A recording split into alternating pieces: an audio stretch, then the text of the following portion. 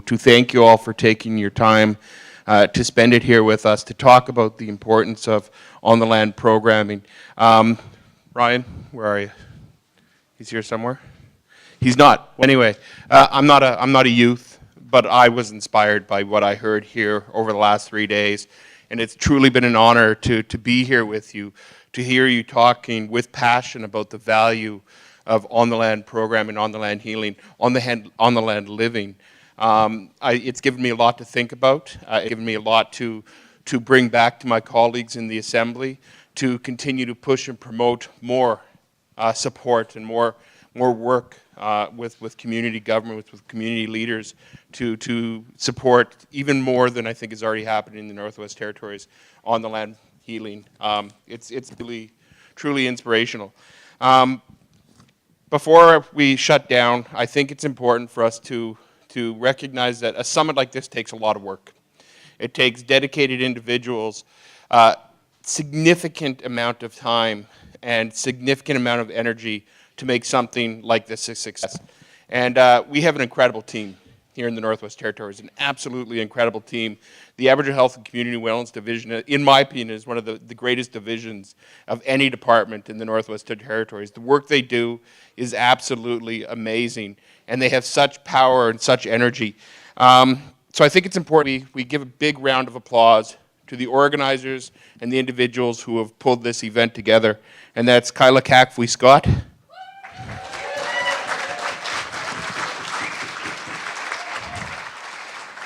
Nina Larson, Karen Blondin Hall, Ori Washi,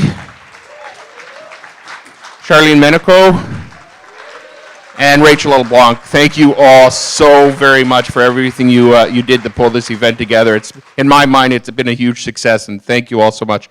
Also, you have a summit like this without great moderators.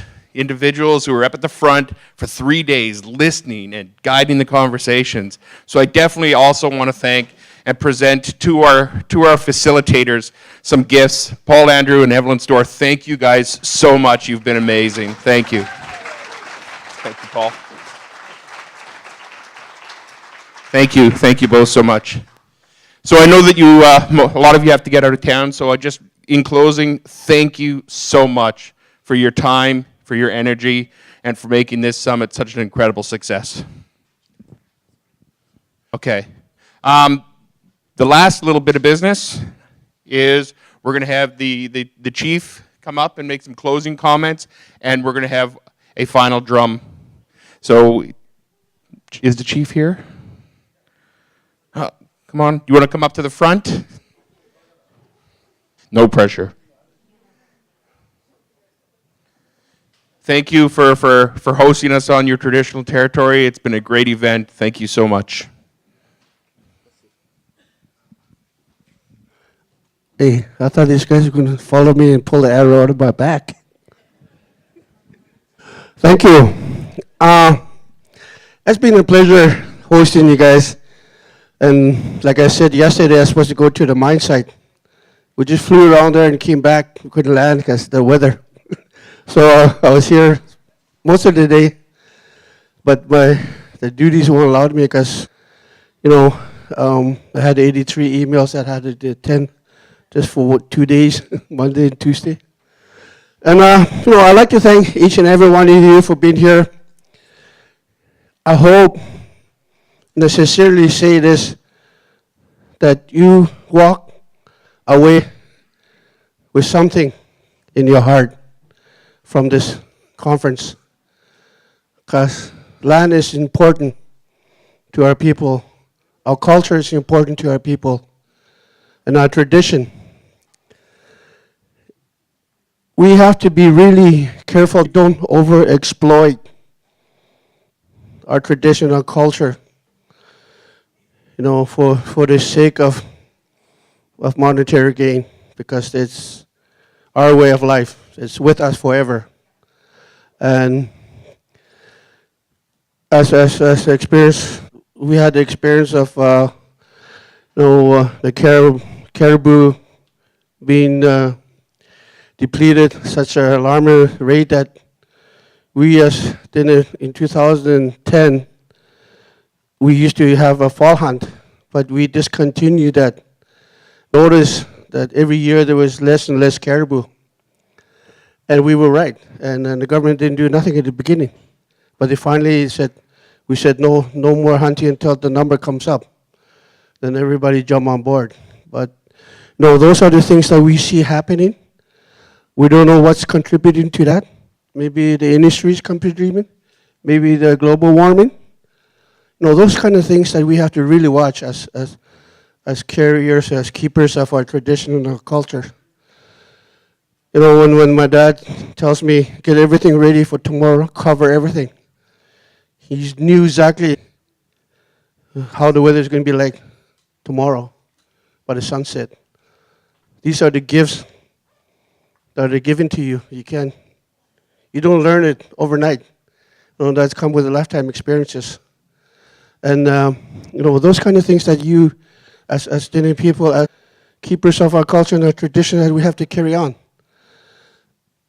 Without it, I mean, right now, in this day and age, I think there's culture clash between the Western society and our culture and our tradition for our kids.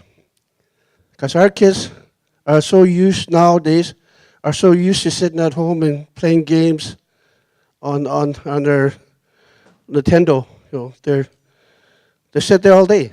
You know, they're so used to the Western culture, and when we tell them to go out on land, no, we'll go on a land program. They go out there and say, and they find out, say, where's the TV?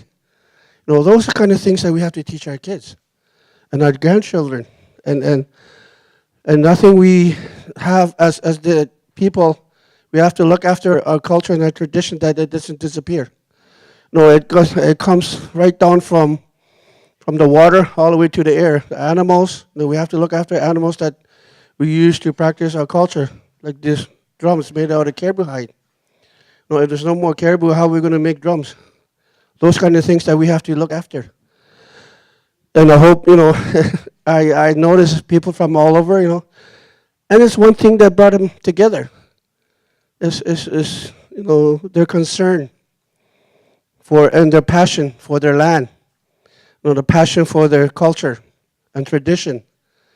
And it's, you know, with that, it comes our spirituality, you know, our connection with the land, our connection with the Creator. So it's really important that I hope, you know, we get something out of this, and you know, put it into practice, and hopefully carry on our grandchildren, our, you know, yet to be born, can carry on. In 20 years from now, we have a meeting, and us elders will be sitting up there. So, you know, once again, I'd like to thank everybody, the organizers, you know, right from the cooking all the way to the moderators and you people. You know, you made this happen, and we're glad to host you guys on our traditional territory. And you know, we hope that you can have a safe journey home to your loved ones, because there's no place like home. And I know if I'm a week, I want to go home. So with that, I'd like to thank each and one of you, and I'd like to thank everybody for being here, taking part in this, and then hopefully, you know, you walk home, you walk away with something in your heart, and there's some passion that, yes, you know, I will carry this on. Masicho.